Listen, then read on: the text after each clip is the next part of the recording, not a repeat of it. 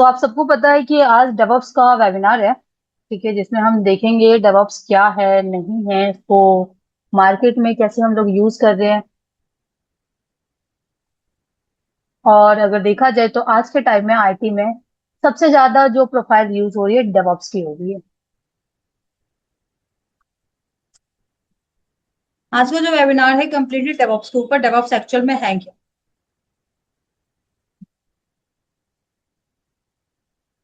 What is DevOps? ठीक है, DevOps है क्या और मार्केट में इसको यूज क्यों किया जा रहा है? अगर देखा जाए तो सबसे ज्यादा जो कोई प्रोफाइल बेसिकली फेमस है तो वो डेवऑप्स है आईटी सेक्टर में। अभी तक ज्वाइन कर रहे हैं सब।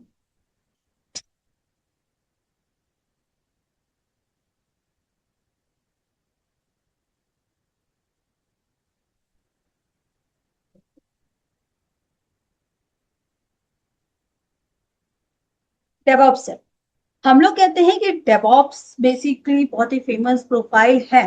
ठीक है, डेवऑप्स बट है क्या? अगर शॉर्ट टर्म में पूछा जाए कि व्हाट इज डेवऑप्स, तो डेवऑप्स है क्या? तो थोड़ा सा पहले के टाइम में देखते हैं, पहले के टाइम काम किस तरीके से होता था। डेवऑप्स दो वर्ड से बना हुआ है। अगर आप लोग देखोगे, डेव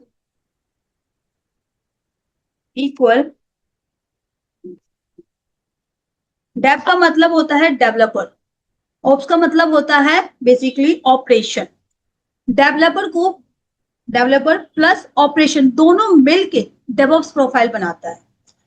डेवऑप्स कोई टूल नहीं है। डेवऑप्स एक बेसिकली प्रोफाइल है जो कंपनी हायर करती है डेवऑप्स इंजीनियर। आप लोगों ने सुना होगा कि डेवऑप्स इंजीनियर प्रोफाइल के लिए सिलेक्ट किया गया है, हम अप्लाई कर रहे हैं डेवऑप्स प्रोफाइल के लिए। तो वो बेसिकली कोई टूल नहीं है। जैसे हमारे पास लिनक्स हो गया, एंसिबल हो गया, या साइबर सिक्योरिटी में बहुत सारे टूल होते हैं हैकिंग के। ठीक है, वो सारी चीजें तो वो टूल है। बट बात करूं डेवऑप्स की, तो डेवऑप्स एक प्रोफाइल है, नॉट ए टूल। दैट का मतलब होता है डिप्लॉयमेंट बेसिक डेवलपर, और उप्स का मतलब होता है ऑपरेशन। अगर मैं थोड़ा सा पुराने टाइम की बात करूं, पुराने टाइम में काम कैसे होता था। डेवलपर आया, हम सबसे पहले क्या करते थे, डेवलपर को हायर करते थे। एक सॉफ्टवेयर बनाना है हमें, मान के चलते हैं साइबर सिटी, साइबर यान का एक सॉफ्टवेयर बनाना है। साइबर यान का एक हमें सॉफ्टवेयर बनाना है। साइबर यान का एक सॉफ्टवेयर बनाना है हमें।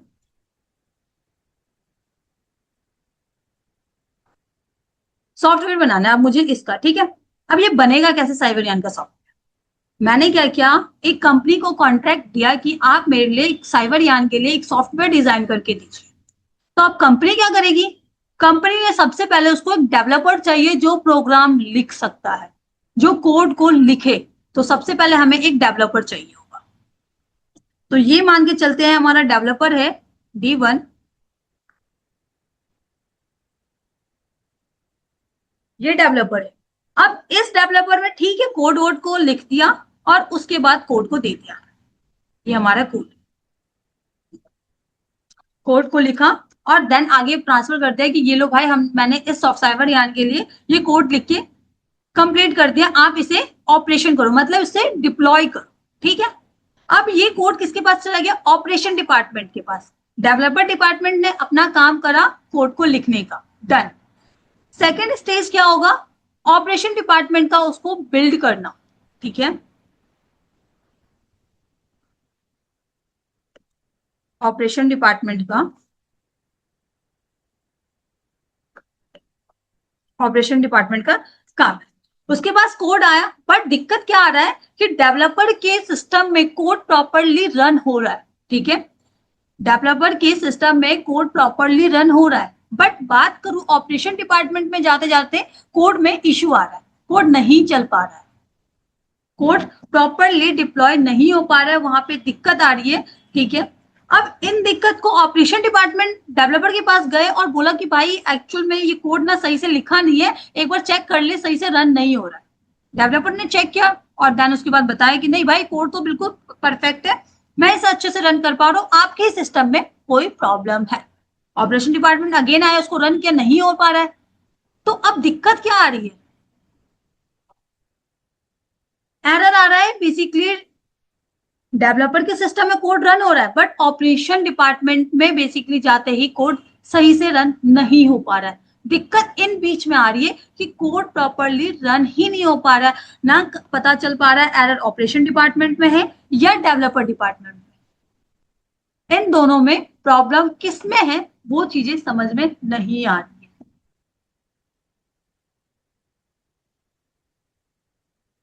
चीजें क्लियर नहीं हो पा रही है यहाँ पे।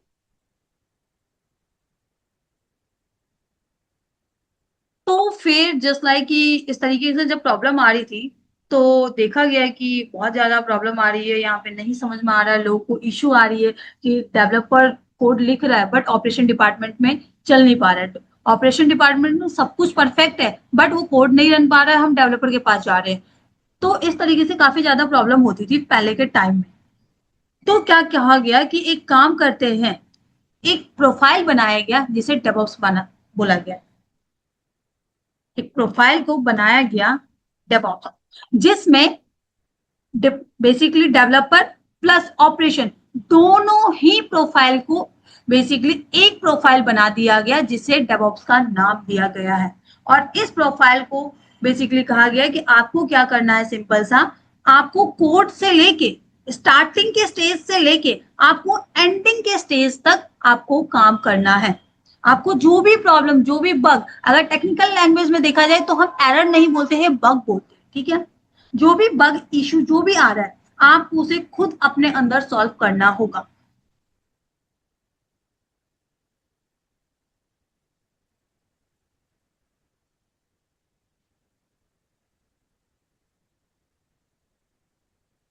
दूसरी चीज, जब हम कोई चीजें डिप्लॉय करते हैं वहां पे स्लो भी हो जाता है, काफी ज्यादा सर्वर डाउन पड़ जाता है, कुछ भी बहुत सारी चीजें आ जाती है, तो उस कंडीशन में भी एरर फेस करना पड़ रहा है। तो वो प्रॉपरली हम एक सॉफ्टवेयर को डिप्लॉयमेंट सही वे में नहीं कर पा रहे हैं, हमें इश्यू नहीं समझ में आता था कि एक्चुअल में प्रॉब्लम है कहाँ। प्रॉब्लम बेसिकली डेवलपर साइड में है, ऑपरेशन डिपार्टमेंट में, या डिप्लॉय कर रहे वहां पे सर्वर की प्रॉब्लम है, फाइंड नहीं कर पा रहे थे हम एरर को। तो उन्होंने एक प्रोफाइल बनाया डेवऑप्स जिसमें इन सभी को इंक्लूड किया गया, जिसे ऑलराउंडर कहा जाता है। डेवऑप्स प्रोफाइल का मतलब होता है ऑलराउंडर, जो ऑपरेशन से लेके डिप्लॉयमेंट से लेके कोड को लिखने से लेके कंप्लीट सारे प्रोसेस वो खुद करेगा, वही काम करेगा, उसे ऑलराउंडर कहा जाता है। इसके लिए हमें बहुत सारे टूल की नॉलेज लेनी पड़ती है, हमारे पास नंबर ऑफ टूल होते हैं जिनकी नॉलेज लेके देन हम डेवऑप्स इंजीनियर बनते हैं, ठीक है। बट बड़ी कंपनियों की बात करूं, जैसे माइक्रोसॉफ्ट, गूगल हो गया, जैसे बड़ी बड़ी कंपनियां ये रिक्वायरमेंट नहीं करती कि डेवऑप्स इंजीनियर बेसिकली सभी टूल की नॉलेज रखे। उनका मानना यही है कि आप सिंगल टूल पे भी अगर आप नॉलेज रखते हो तब भी आपको हायर कर लिया जाता है। बट उनमें जैसे मैंने आपको मान के चलते हैं, चांदनी को मैंने क्या कहा है कि आपको क्या करना है, कोड को लिखना भी है, डिप्लॉय भी करना है, देन जो सारी चीजें है ना आपको खुद से करनी है। क्या क्या प्रॉब्लम आ सकती है उस कंडीशन में, गाइस आप लोग बोल सकते हो।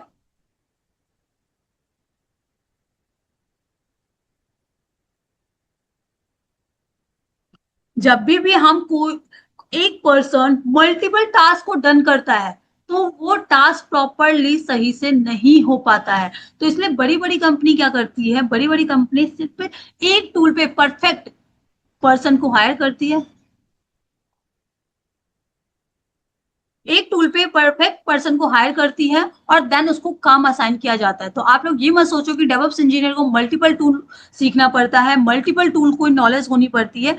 देखो मैं ये नहीं कहूंगी नॉलेज मत लो, नॉलेज लो डेवऑप्स की, ठीक है। जब हम एक पर्सन को मल्टीपल टास्क असाइन करते हैं तो प्रॉब्लम आती है, कंफ्यूज हो जाता है पर्सन, देन वो टास्क कंप्लीटली डन नहीं कर पाते हैं हम लोग। उस समय इश्यू आती है कि एक काम को देखो, एक टूल पे अगर आप किसी एक पर्सन को असाइन कर रहे हो वो परफेक्टली उस टूल की नॉलेज होती है और देन बहुत अच्छे से काम कंप्लीट करती है। बट अगर एक ही पर्सन को हम मल्टीपल टूल असाइन करते हैं तो वहां पे कंफ्यूजन हो जाता है और देन वो चीजों को कंप्लीट नहीं कर पाता है। तो इसीलिए बड़ी बड़ी कंपनी सिर्फ एक ही टूल पे हायर करती है, एक टूल को लेके उसको हायर करती है। बट छोटी छोटी कंपनी जितनी भी होती है वो डेवऑप्स इंजीनियर जो हायर करती है वो मल्टीपल टूल को लेके हायर करती है। मैं ऐसा नहीं कहूंगी कि आपको नॉलेज नहीं होना चाहिए, आपको नॉलेज होना चाहिए कि मल्टीपल टूल की, थोड़ी बहुत नॉलेज लेने में कोई बुराई नहीं है, आपको होनी चाहिए नॉलेज मल्टीपल टूल की, बट एक टूल में परफेक्ट बन के भी आप डेवऑप्स प्रोफाइल पे जा सकते हो। ऐसा नहीं है कि आपको मल्टीपल टूल में पहले परफेक्ट बनना पड़ेगा देन ही आप ज्वाइन करोगे, ऐसा कुछ भी नहीं है। आपको एक टूल पे भी बेसिकली नॉलेज ले लो देन आप ज्वाइन कर सकते हो। तो अब देखो ये चीजें तो समझ में आ गई। देन हम कि डेवऑप्स जो है वो काम कैसे करता है। डेवऑप्स इंजीनियर जो अब जो नया वे आया है, जैसे डेवलपर कोड लिख रहा है, कोड असाइन कर रहा है, ऑपरेशन डिपार्टमेंट को ऑपरेशन रन कर रही है, बिल्ड कर रही है, ये तो हमारा पुराना वे था। अब नया वे क्या है, इंडस्ट्री में किस तरीके से यूज किया जाता है। जस्ट अ मिनट, कोई ज्वाइन कर रहे हैं।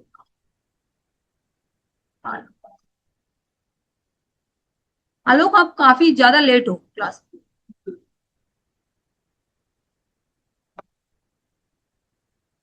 तो हम फ्लो देख लेते हैं, बेसिकली रोड मैप देख लेते हैं डेवऑप्स का क्या रहेगा।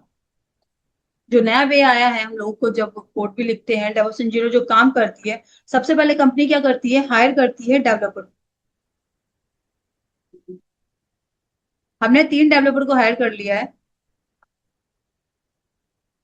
Developer 1, we are hiring the multiple developer. Developer 2, ये डेवलपर 2 है, ठीक है, मिस्टेक्स हो गया। अब इसने क्या किया, सबसे पहले कोड को लिखा है, ठीक है, ये हमारा कोड है। सभी को कंपनी लैपटॉप असाइन करती है कुछ सिक्योरिटी के साथ। लैपटॉप असाइन किया, आपको बोला गया कि एक काम करना है, आपको एक सॉफ्टवेयर बनाना है और सॉफ्टवेयर के लिए आपको कोड लिखना है। हम मान के चलते हैं साइबर यान, साइबर यान नाम का एक सॉफ्टवेयर बनेगा। उसके लिए हमने मल्टीपल डेवलपर को हायर किया। देन इन लोगों ने कोड को लिखा, हमारे पास कोड आ गए हैं इनके सिस्टम से।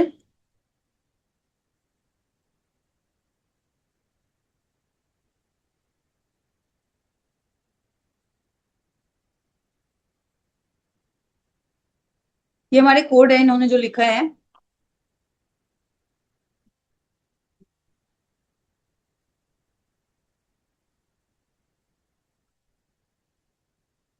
राइट ए कोड।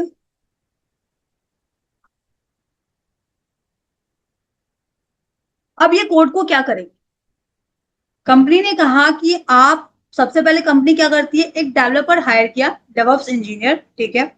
उसको बोला गया है कोड आपको लिखना है, साइबर यान्स नाम का एक सॉफ्टवेयर बनाना है, उसके लिए आपको कोड लिखना है। डेवलपर ने कोड लिख दिया। अब उस डेवलपर को क्या क्या कहा गया, आपको एक सेंट्रलाइज रैपो प्रोवाइड कर रहे हैं, उसमें आपको उस कोड को पुश करना है। और उसके लिए एक टूल यूज होता है, जहां पे अगर एक बार बताओ, ये कोड ये कहाँ है, एक तो पुराना वे है कि पेन ड्राइव लगाओ, देन डेवलपर के कोड को लो और अपने पेन ड्राइव पे लो, देन उसको दो पेन ड्राइव असाइन कर दो।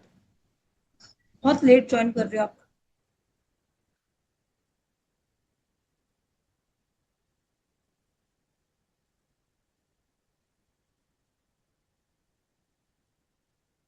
पुराना वे यही है कि आप पेन ड्राइव में कोड लो और उसको उसमें पेस्ट करो, देन उसके बाद उसे डाउनलोड करो, जो भी करना है, और देन कंपनी को दे दो कि ये लो भाई कोड लिख दिया, और ये अपना कोड। दूसरा वे क्या होगा, इससे क्या होगा कि हम कितने टाइम कोड को, अगर मेरे कोड में कोई बग है या मैंने कोड में कुछ गलती की है, तो मैं कैसे, वो पेन ड्राइव गए ऑपरेशन डिपार्टमेंट के पास, उन्होंने क्या किया, देखा, उन्होंने बोला भाई कोड में कुछ दिक्कत है, एक बार चेक कर लो अपना। दोबारा आया, कोड में कुछ दिक्कत है, तो उन्होंने फिर चेंज किया, डेवलपर ने चेंज करके फिर पेन ड्राइव में कोड को डाला, देन उसके बाद अगेन भेजा गया। ये प्रोसेस मल्टीपल टाइम चलता रहेगा, जो बहुत ही हैट्रिक है, काफी ज्यादा बकवास तरीका है ये, देखा जाए तो अब क्या किया जाए उसके, तो उन्होंने कहा एक तरीका निकाला गया गिटहब का। गिटहब नाम का एक टूल है जिसको हम यूज करके सभी डेवलपर के कोड को अपने पास मंगवा सकते हैं।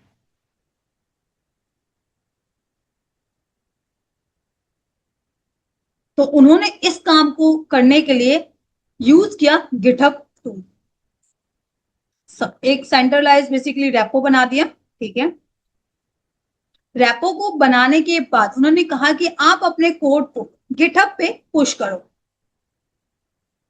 पुश कमांड के थ्रू आप अपने कोड को गिटहब रेपो में पुश करो, वहां पे आपने क्या किया, कोड को पुश किया, देन वहां से उन्होंने उठा लिया कोड को और देन आगे का प्रोसेस स्टार्ट किया। अगर आपको कोई कोड में दिक्कत आई या कुछ भी आई तो फिर आप डेवलपर डिपार्टमेंट को बोलोगे, वो चेक करेंगे, कोई भी इश्यू है तुरंत फिर गिटहब पे दोबारा पुश कर देंगे कोड को, चेंजिंग जो भी होगा गिटहब पे एट द मोमेंट पुश हो जाएगा।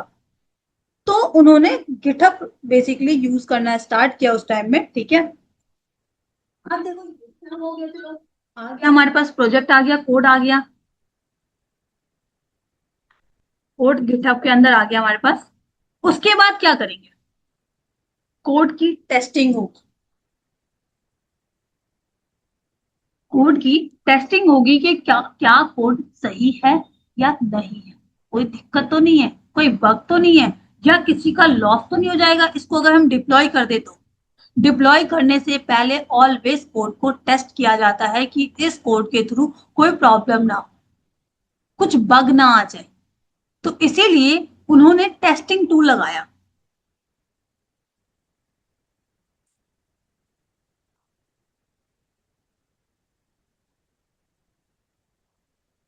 टेस्टिंग के लिए, कोड को चेक करने के लिए सोनार क्यूब,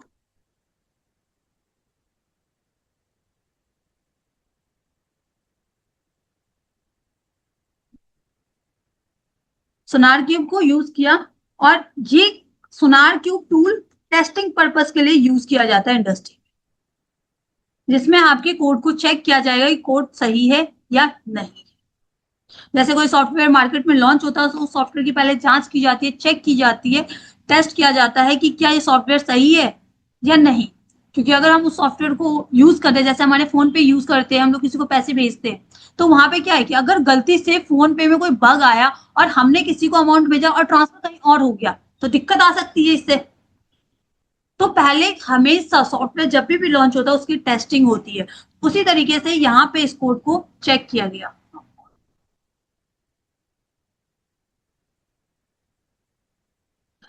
टेस्टिंग की गई, सोनार क्यूब लगाया गया। उसके बाद अब ये कोड प्रॉपरली ठीक है, बहुत सही से रन हो रहा है, सब कुछ ठीक है, कोड में कोई भी प्रॉब्लम नहीं है, अब इसको बिल्ड किया जाएगा। तो उन्होंने क्या किया, माविन माविन इंजीनियर को उन्होंने हायर किया।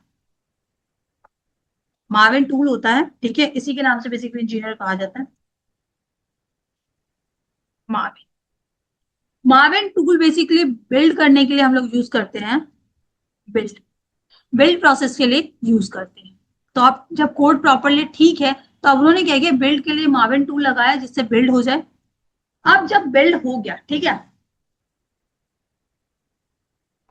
बिल्ड होने के बाद आप लोगों को एक आईपी मिलती है, आप लोगों को नाम नहीं मिलता है। आप लोगों को अगर देखा होगा जब भी हम कोड कोई रन करते हैं या कोई सॉफ्टवेयर बनाते हैं तो हमें नाम नहीं मिलता, एक आईपी मिलती है, आईपी मिलती है। हम मान के चले थे कुछ भी 192 143 या कुछ भी मान के चलो, ठीक है, इस तरीके से एक आईपी असाइन की जाती है, ठीक है। अब सॉफ्टवेयर बन गया, बिल्ड हो गया।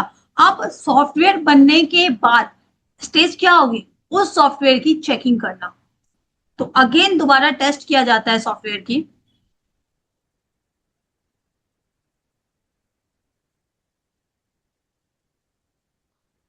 उसके लिए सेलेनियम सेलेनियम टूल लगाया जो बेसिकली सॉफ्टवेयर की लास्ट स्टेज में चेकिंग करता है, टेस्टिंग, अगेन टेस्टिंग होगा।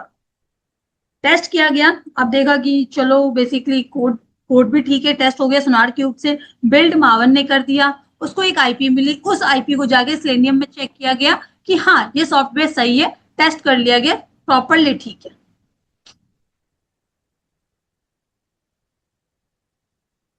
ठीक है, बहुत सही चल रहा है, डन डन। अब क्या होगा, अब डिप्लॉयमेंट की जाएगी, सॉफ्टवेयर सब कुछ ठीक है, आईपी यहाँ पे मिल गई है। अब हमें बेसिकली क्या है कि जब हमें टारगेट नोड में प्रोडक्शन इन्वायरमेंट में डिप्लॉयमेंट करना है तो उसके लिए हम, अरे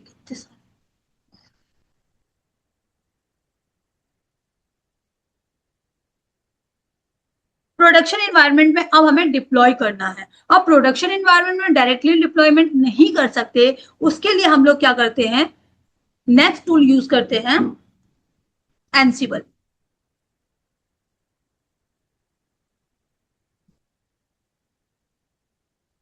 जो सॉफ्टवेयर बनने का ये पूरा प्रॉपर वे है। एनसिबल को यूज किया, एनसिबल में एक प्ले बुक लिखा जाता है।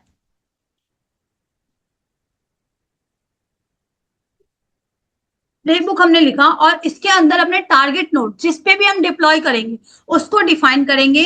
जैसे एक स्क्रिप्ट लिखते हैं उसी तरीके से प्ले बुक में भी हम स्क्रिप्ट लिखते हैं और उसमें बस हम वो आईपी डिफाइन करते हैं, वो टारगेट नोड डिफाइन करते हैं जिसपे हमें इस बेसिकली सॉफ्टवेयर को डिप्लॉय करना है। तो एनसिबल को यूज करके हमने डिप्लॉयमेंट के लिए यूज किया है। अब एनसिबल क्या करेगा, सिंपल सी, कभी भी याद रखना, जब भी सॉफ्टवेयर लास्ट स्टेज पे डिप्लॉयमेंट होता है, अपने प्रोडक्शन एनवायरनमेंट में होता है, डायरेक्टली नहीं किया जाता है, डायरेक्टली नहीं किया जाता है, वो सबसे पहले एक ट्राई करेगा। तो यहां पे हमने दो प्रोडक्शन एनवायरनमेंट ले लिया।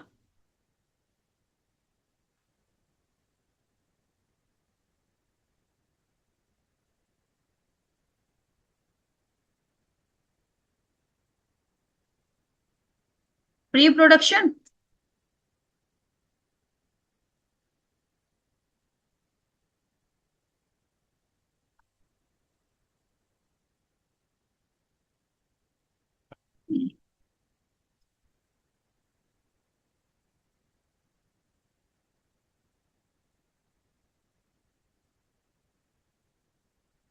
ऐसे ही समझ लेना, प्री प्रोडक्शन लिखा है, ठीक है। प्रोडक्शन एनवायरनमेंट ईएनबी कहा जाता है शॉर्ट फॉर्म में, अगर टेक्निकल लैंग्वेज में कहोगे एनवायरनमेंट को ईएनबी बस। तो ईएन, ठीक है, एनवायरनमेंट। अब इन्होंने क्या किया एनवायरनमेंट में, अब इस एनवायरनमेंट में मल्टीपल सर्वर रखे हुए हैं, ये हमारे सर्वर रखे हुए हैं।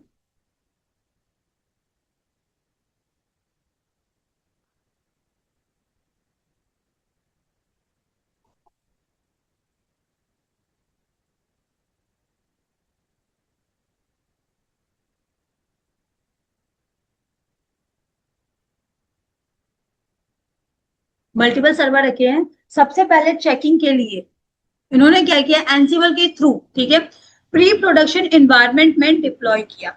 अगर वहां पे सब कुछ ठीक है, सॉफ्टवेयर प्रॉपरली रन हो रहे, किसी को नुकसान नुकसान नहीं पहुंच रहा है या कोई भी ऐसी चीजें बग नहीं है सॉफ्टवेयर में, तो वो क्या करेंगे, प्रोडक्शन एनवायरनमेंट में डिप्लॉय करेंगे।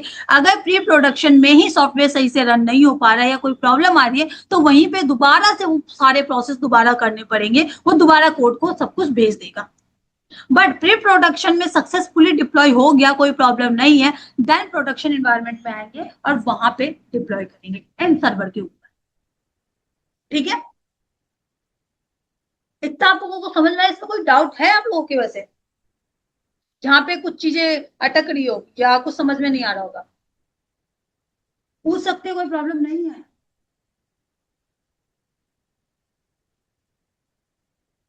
हम प्रोडक्शन एनवायरनमेंट तक आ चुके हैं। अगर आप लोगों को कोई डाउट है या कहीं पे कुछ चीजें अटक रहा है कि नहीं समझ में आ रहा, वो चीजें आप मुझसे पूछ सकते हो।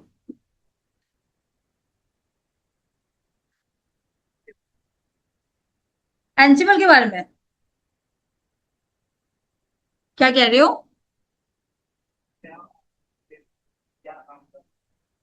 ठीक, ठीक, देखो, एनसिबल में क्या होता है कि एनसिबल एक ऑटोमेशन टूल है, ठीक है। यहाँ पे हम ऑटोमेशन कर रहे हैं, वहां पे एक हमें प्ले बुक बनानी पड़ती है अपने एनवायरनमेंट पे, एक प्ले बुक बनवानी होती है, या तो आप यामल में लिख लो या अदर किसी भी लैंग्वेज में लिख सकते हो, ठीक है। उस प्ले बुक में, जैसे मेरे पास ये प्ले बुक है, मान के चलो ये हमारी, हमने एक प्ले बुक लिखा, इसके अंदर सबसे पहले हम क्या करेंगे, आईपी, अपने सर्वर के आईपी डिफाइन करेंगे। उसके बाद उसके अंदर हम टास्क को डिफाइन करेंगे, क्या टास्क हमें करवाना है, ठीक है, दैट्स इट। और उसको क्या करेंगे, डिफाइन करके उस फाइल को सेव कर देंगे एक फाइल की तरह, जैसे हम नोटपैड में अपनी सारी इंफॉर्मेशन रख लेते हैं, सेव कर लेते, जब भी कोई काम आता है तो उसे खोल लेते हैं, बट यहाँ खोलना नहीं है, उस फाइल को हमें उसी इन्वायरमेंट पे रन करना है, ठीक है। एनसिबल हाइफन इसकी कमांड होती है, एनसिबल हाइफन प्लेबुक, और अपने प्लेबुक का जो भी, जैसे फाइल का जो भी नाम रखा है उस नाम को वहां पे डिफाइन कर दो, वो जो भी आपने काम डिफाइन किया वो रन हो जाएगा आपके टारगेट नोड पे। जैसे मैंने कहा इस लैपटॉप पे अभी मैं काम कर रही हूँ, आप लोगों की वेबिनार ले रही हूँ, और मैं इसी लैपटॉप से चाहती हूँ कि मेरे जो भी फ्रेंड्स हैं उनके लैपटॉप पे कुछ डिप्लॉय करना चाहती हूँ, तो अब मैं क्या करूंगी, सबसे पहले उनकी मशीन का, उनके लैपटॉप की आईपी लूंगी अपने पास, उस आईपी को अपनी फाइल में जाकर डिफाइन करूंगी, और उसके बाद डिफाइन करके उस फाइल को सेव करके बाहर आऊंगी, और उसी टर्मिनल पे CLI पे, ठीक है, या लिनक्स का ले लो, बेसिकली एनसिबल में सबसे ज्यादा लिनक्स ही यूज होता है, लिनक्स एंड पाइथन इंपॉर्टेंट है, ठीक है, एनसिबल के अंदर, और उसको वहां पे रन कर दो, तो आप जो भी डिप्लॉय करोगे आपके फ्रेंड्स के लैपटॉप पे डिप्लॉय हो जाएंगे। तो ये ऑटोमेशन है। और कुछ समझ में आया? और किसी का डाउट आप पूछ सकती हो, कोई प्रॉब्लम नहीं है किस यहाँ पे पूछने पे, ठीक है, पूछो आप लोग क्वेश्चन, क्लियर होना चाहिए एजेंडा डेवऑप्स क्या है।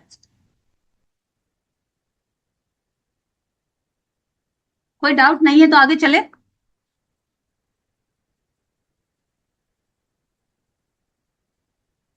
कुछ तो बोला करो यार, आप लोग तो बहुत साइलेंट रहते हो।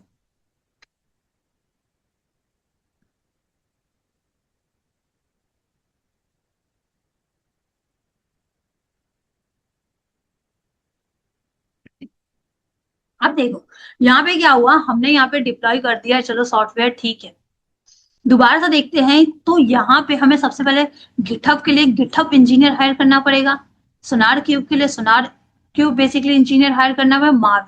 जब हम लोग यहाँ ऑटोमेशन की तरफ मूव कर रहे, जब हम लोग ऑटोमेशन की तरफ मूव कर रहे, एंसिबल ऑटोमेशन कर रहे, तो हम कंप्लीटली चीज ऑटोमेशन पे क्यों नहीं लगा रहे?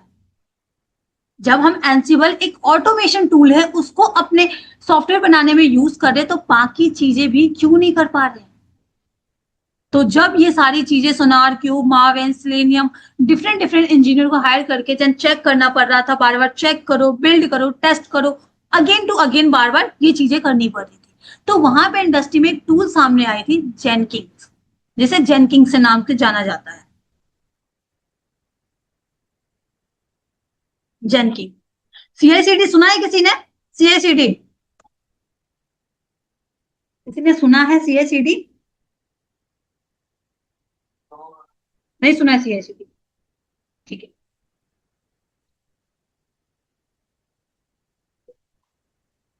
जेनकिंग एक CI/CD ऑटोमेशन टूल है। उन्होंने कहा आपको क्या करना है, इन सभी को आपने गिटहब पे कोड पुश कर दिया, ओके, अब गिटहब से कोड को लेके जेनकिंग पे आओ, ऑटोमेशन पे आओ। CI का मतलब होता है,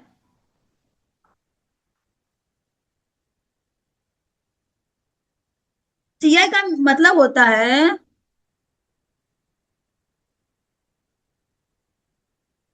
कंटिन्यूअस इंटीग्रेशन, ठीक है, सॉरी इंटीग्रेशन। CD का मतलब होता है कंटिन्यूअस डिप्लॉयमेंट, ठीक है।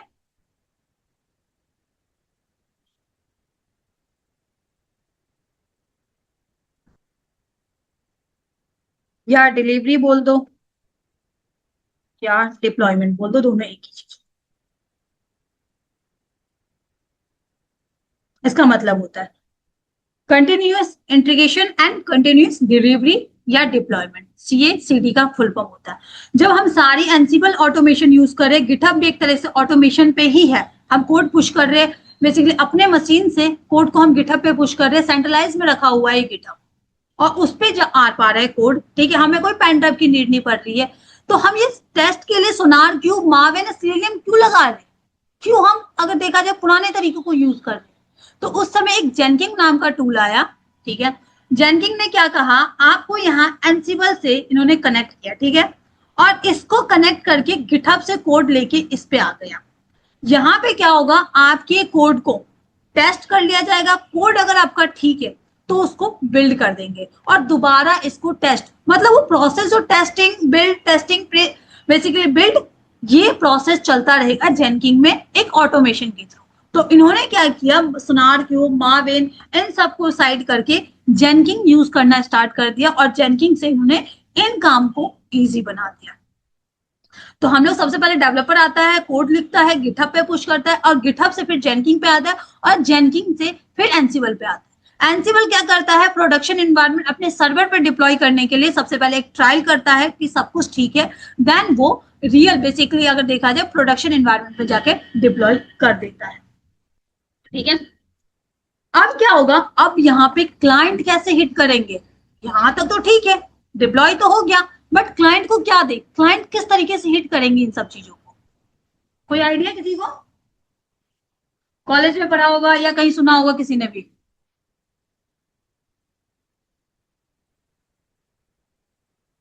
किसी ने कुछ सुना है कि इसकी बात कि क्लाइंट किस तरीके से, अगर एक बात बताओ, फ्लिपकार्ट को हिट करते हो, नाम को हिट करते हो, या अमेजोन को हिट करते हो, क्या नाम को हिट करते हो ना? या मैं बात करूं साइबर यान अगर इंस्टीट्यूट है तो आप उसके बारे में सर्च करते हो तो उस नेम को हिट करते हो, क्या आईपी देते हैं क्या? प्रोडक्शन इन्वायरमेंट पे डिप्लॉय होकर हमें एक आईपी मिलती है, यहाँ पे भी हमें एक आईपी असाइन की जाती है। क्या मैं अपने क्लाइंट को आईपी दूंगी, आईपी एड्रेस दूंगी? नहीं, बिल्कुल भी मैं उनको आईपी एड्रेस नहीं असाइन करूंगी। तो फिर क्या किया जाए, तो क्या होता है, जैसे यहां से हम आ जाते हैं यहाँ पे,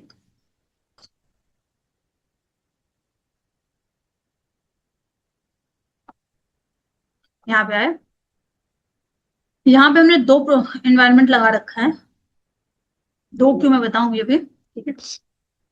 अब यहाँ पे सक्सेसफुली हो गया है, तो अब मैं प्री प्रोडक्शन इन्वायरमेंट नहीं लगाऊंगी, दोनों ही प्रोडक्शन इन्वायरमेंट लगाऊंगी। मैंने यहाँ पे दो प्रोडक्शन इन्वायरमेंट लगाया, ठीक है। नाम लिख लेते हैं,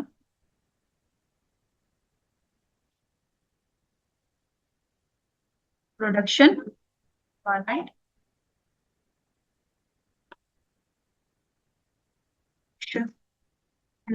ठीक है।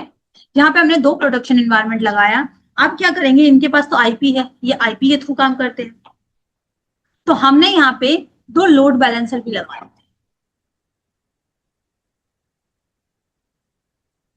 हमने यहाँ पे दो लोड बैलेंसर लगाया, ये बैठे हैं क्लाइंट,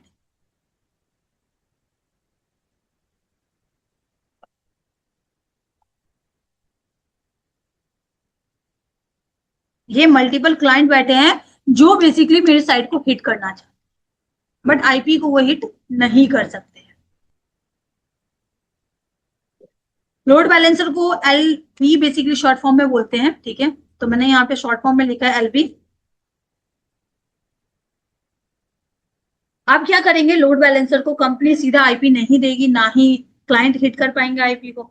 तो आप लोगों ने सुना होगा डीएनएस, किसने सुना है डीएनएस? डीएनएस के बारे में सुना है? डीएनएस लेंगे, ठीक है। आईपी को क्या करेंगे, यहां से इन्होंने आईपी लिया, ठीक है।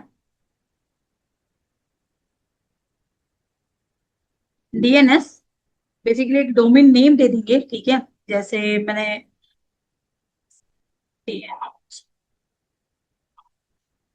साइबर यान .com, ठीक है। यहाँ पे एक नेम मिल गया डीएनएस को डोमेन में, ठीक है। अब इस नेम को क्या करेंगे, क्लाइंट को दे देंगे, इस नेम को क्लाइंट को देंगे और देन क्लाइंट को बोलेंगे लो भाई हिट कर लो अपना साइबर यान इंस्टीट्यूट को, आप हिट करो और हिट करके आपको जो भी इंफॉर्मेशन निकालनी है ले सकते हो, यहाँ पे ले लिया, ठीक है। अब यहाँ पे इन्होंने ये चीज कर दिया, बट मल्टीपल वन टाइम में मल्टीपल ट्रैफिक आ रही है, ट्रैफिक मतलब क्लाइंट कस्टमर आ रही है, ठीक है। ट्रैफिक जिसे हम लोग बोलते हैं टेक्निकल लैंग्वेज में, जब बहुत सारी लोड आती है हमारे सर्वर पे तो उसे ट्रैफिक कहते हैं, ठीक है। तो बाकी ट्रैफिक वाला मत समझना, ट्रैफिक तो ट्रैफिक मतलब होता है कस्टमर का बहुत ज्यादा लोड लेना, ठीक है। अब क्या हुआ, यहाँ पे साइबरयान को हिट किया इन चार लोगों ने, साइबरयान ने यहाँ पे एक लोड बैलेंसर लगा रखा था। अब ये लोड बैलेंसर पहले देखेगा कि कैसे क्लाइंट आ रहे हैं, क्या है। तो उन्होंने कहा चार है, ठीक है, चलो मैं इस एनवायरमेंट पे भेज देता हूँ। 8 हो गए, अब अब 4 की जगह 8 लोग हिट कर रहे हैं साइबरयान को, तो उन्होंने क्या किया, थोड़ा इस पे भेज दिया, थोड़ा इस पे भेज दिया, ट्रैफिक डिस्ट्रीब्यूट कर दिया ट्रैफिक को, लोड बैलेंसर बेसिकली ट्रैफिक को इधर से उधर भेजने का काम करती है। लोड बैलेंसर हैंडल करती है ट्रैफिक को। आप किसी भी साइट, गवर्नमेंट साइट पे आप विजिट करते हो तो आप लोग देखो काफी ज्यादा स्लो चलती है गवर्नमेंट साइट, क्योंकि वो पुराना जो टेक्निक है ना अभी भी वही यूज कर रहे हैं, वो नई तकनीक को नहीं यूज कर रहे हैं। आप किसी भी साइड में जब लोग हम लोग का 10th का या 12th का रिजल्ट आता होगा तो आप लोगों ने देखा होगा कि बहुत ज्यादा सर्वर डाउन जाता है, हम लोग अपना रिजल्ट नहीं निकाल पाते हैं। क्यों? रीजन यही है, वहां पे ट्रैफिक बैलेंस नहीं कर पा रहे हैं, तो इसीलिए सर्वर हो जाती है डाउन। जब डाउन हो जाएगा, मल्टीपल ट्रैफिक एक टाइम में आएगी, तो ऑब्वियस सी बात है कि हमारा रिजल्ट नहीं निकल पाएगा। बट वहीं पे अगर आप देखो, दिवाली ले लो या कोई फेस्टिवल न्यू ईयर के टाइम में आप लोग जब फ्लिपकार्ट, अमेजोन या किसी भी ऐसी जो प्राइवेट साइट को जब हिट करते हो तो प्रॉपरली चलती है, क्योंकि उन्होंने ये सारी चीजें लगा रखी है, लोड बैलेंसर लगा रखी है उन्होंने, जो ये देखती है कि कस्टमर कैसे आ रहे हैं, उसको फिर उसके अकॉर्डिंग बेसिकली ट्रांसफर करती रहती है। समझ में आई चीजें? तो यहाँ पे उन्होंने क्या किया, लोड बैलेंसर लगा दिया। लोड बैलेंसर ने क्या किया, ट्रैफिक देखा, देन उसको देखा कि चार्ज इसको दे देते हैं, ठीक है, चार लोग इस एनवायरनमेंट को हिट करेगा, ठीक है, और चार इसको हिट करेगा। इस तरीके से हिट करके अपना काम इजिली चल पाएगा, कोई सर्वर डाउन नहीं होगा, आराम से एनवायरनमेंट पे काम बेसिकली आप उस साइड को हिट कर पाओगे। बट बात आती है कि हमारे पास दो एनवायरनमेंट है, ठीक है, हमने दो दो लोड बेसिकली लोड बैलेंसर लगा रखा है, बट इन दोनों से कनेक्ट कैसे होगा? ये दोनों अलग अलग लोड बैलेंसर लगा है, दोनों एनवायरनमेंट अलग अलग है, दोनों क्या कनेक्टेड है? इसने ये क्वेश्चन पूछा नहीं मुझसे।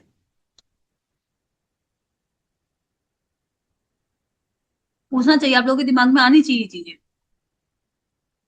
जब कनेक्ट ही नहीं है तो कैसे ये डिस्ट्रीब्यूट करेगा ट्रैफिक? उस सिनेरियो में क्या होता है, हम लोग एक लोड बैलेंसर लगाते हैं अलग से, ठीक है, एक लोड बैलेंसर लगाते हैं और इन दोनों एनवायरनमेंट की चीजें लोड बैलेंसर से कनेक्ट कर देते हैं, इसको बेसिक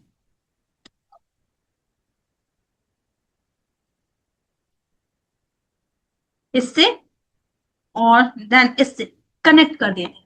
कनेक्ट करने के बाद वो लोड बैलेंसर चेक करता है किस तरह के ट्रैफिक। कई बार क्या होता है, लोड बैलेंसर हम क्लाइंट को ब्लॉक तक कर देता है, उसको अंदर तक नहीं आने देता है, रूल लगता है इसमें।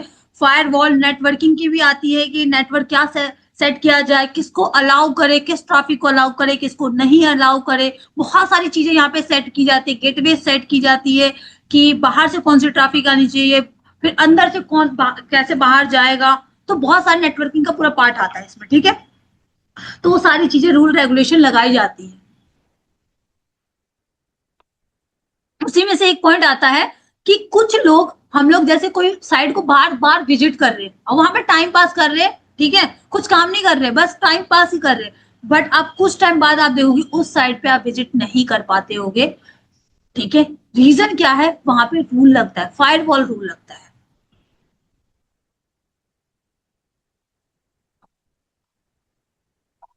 फायरवॉल रूल लग जाता है, फायरवॉल रूल लगता है और जिसमें डिफाइन की जाती है कि इस आईपी को अंदर नहीं आने देना है, आपकी आईपी को उठा के फायरवॉल रूल के अंदर डिफाइन कर देंगे और आपकी आईपी मतलब ब्लॉक, मतलब आपके सिस्टम से इस साइट पे विजिट नहीं कर पाओगे। तो यहाँ पे रूल सेट कर दिया जाता है फायरवॉल के थ्रू, ठीक है। और देन इसके बाद ये लोड बैलेंसर क्या करेगा, ट्रैफिक को डिस्ट्रीब्यूट करेगा, कभी इसमें भेजेगा, कभी इसमें भेजेगा, कभी इसमें भेजेगा, कभी इसमें भेजेगा। उसी में एक बेसिकली इंडस्ट्री में ग्रीन एंड ब्लू डिप्लॉयमेंट चलता है, इंडस्ट्री में ग्रीन एंड ब्लू डिप्लॉयमेंट चलता है, ग्रीन एंड ब्लू डिप्लॉयमेंट, ठीक है। ये क्या होता है कि जब एक जैसे एक साइड एक सर्वर पे बहुत सारी ट्रैफिक आ गई तो क्या करती है, ग्रीन एंड ब्लू डिप्लॉयमेंट का मतलब होता है ग्रीन पे बहुत ज्यादा ट्रैफिक आ गई तो ग्रीन को थोड़ी देर रेस्ट पीरियड में छोड़ देते हैं और फिर ब्लू पे ट्रैफिक भेजते हैं। ब्लू पे बहुत ज्यादा आ रही है फिर ग्रीन पे जा रही है, मतलब इस तरीके से जाता है जिसे हम ग्रीन एंड ब्लू डिप्लॉयमेंट के नाम से जानते हैं। ठीक है, तो उसके ये पूरा प्रोसेस होता है एक सॉफ्टवेयर को बनाने का, एक डेवऑप्स इंजीनियर का ये पूरा रोल होता है। तो डेवऑप्स के लिए हमें मल्टीपल टूल की नॉलेज होनी चाहिए, जैसे हो गई लिनक्स, ठीक है। पाइथन हम एक बेसिकली कोडिंग के लिए लेते हैं, डेवलपर जैसे कोड लिखते हैं उसी तरीके से पाइथन होता है, पाइथन से हम कोड लिखते हैं, ठीक है। एनसिबल अभी जो आपने देखा ही है, ठीक है। गिटहब हो गया, जेनकिंग्स हो गया, ठीक है। जेनकिंग्स के बाद आता है डॉकर। डॉकर में हम लोग क्या करते हैं, इमेज बनाना, जैसे हम कोई कोड लिख रहे हैं या कोई हमने सॉफ्टवेयर डिप्लॉय किया है, उस सॉफ्टवेयर की एक इमेज बना के रख लेते हैं कहीं क्लाउड पे डिप्लॉय करने के, ठीक है। Docker, then Kubernetes. कुबरनेटिस के बाद आता है हमारा जो सबसे होता है कि एक क्लाउड आपको सीखने की बहुत रिक्वायरमेंट होती है कि जब भी आप डेवऑप्स कर रहे हो तो एक क्लाउड पे आप हाथ मारो, अपना हाथ एक क्लाउड पे साफ कर लो, जैसे AWS हो गया, ठीक है, एज्योर हो गया, और GCP गूगल क्लाउड से कहते हैं, ठीक है, गूगल क्लाउड में स्पेलिंग, ठीक ठीक है। इस तरीके से आपको सीखने की नीड पड़ती है, देन आपका बेसिकली फिनिश यही है बेसिकली। अगर देखा जाए तो डेवऑप्स मास्टर प्रोग्राम का कोर्स आपको लिनक्स सीखना होगा। लिनक्स क्यों सीखना होता है, लिनक्स हमें इसलिए सीखना होता है कि हम अपने बेसिक, जैसे मैं बिगनर हूं, मुझे नहीं पता है कि आईटी में क्या है नहीं है, मुझे हाई पैकेज चाहिए, मैं चाहती हूँ कि मुझे एक स्टार्टिंग ही मेरी 4 to 5 LPA से हो। इंडस्ट्री में बेसिकली आईटी सेक्टर में आपको LPA में ही सैलरी मिलती है, ठीक है। तो आप चाहते हो स्टार्टिंग में ही मेरी 4 to 5 LPA हो, तो आपको सबसे पहले अपना बेसिकली जो फंडामेंटल है, जैसे मैं कैसे कमांड को रन करूं, कमांड क्या है, सिंटेक्स क्या कहती है, कमांड को कैसे लिखना है, वो चीजें बेसिकली लिनक्स में सिखाए जाते हैं। आपको अपना ऑपरेटिंग सिस्टम, जैसे अपना टर्मिनल तैयार करना है, ठीक है, जहां पे आप अपना टास्क को रन करोगे, बैश बेसिकली यूज किया जाता है डेवऑप्स में, ठीक है। तो उस कंडीशन में आपको लिनक्स सीखना पड़ेगा। देन कोड को लिखने के लिए हम पाइथन यूज करते हैं, आजकल AI भी है, ठीक है। AI अगर आप करते हो तो इसमें बहुत अच्छी बात है, बहुत स्कोप है, ठीक है। AI के थ्रू आप लोग I think 30 to 40 LPA easily ले पाओगे, ठीक है। एनसिबल हमें डिप्लॉयमेंट करने के लिए लेते हैं, गिटहब जहां पे हमारा कोड सिक्योर होता है, जहां से हम उठाते हैं, जेनकिंग टेस्टिंग और डिप्लॉयमेंट करने के लिए, डॉकर इमेज, कुबरनेटिस आज के टाइम में बहुत ज्यादा चल रही है, ठीक है।